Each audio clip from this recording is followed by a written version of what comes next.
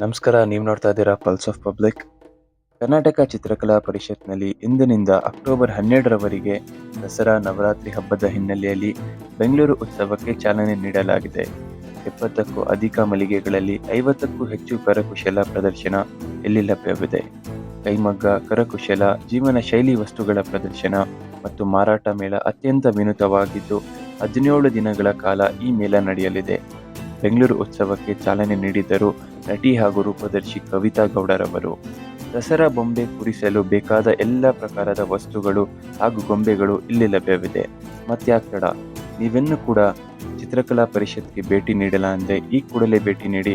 Location description ಬಾಕ್ಸ್ನಲ್ಲಿದೆ.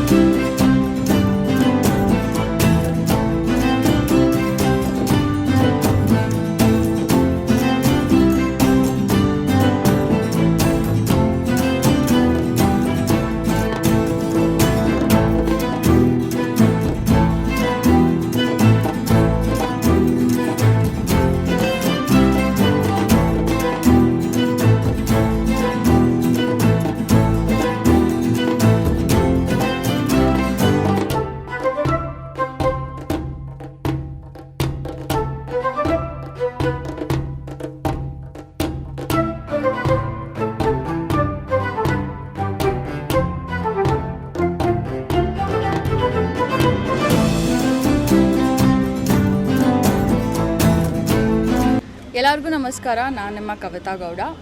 ಇದೇ 26 ಸೆಪ್ಟೆಂಬರಿಂದ 12 ಅಕ್ಟೋಬರ್ವರೆಗೂ ಬೆಂಗಳೂರು ಉತ್ಸವ art and craft exhibition ನಡೀತಾ ಇದೆ.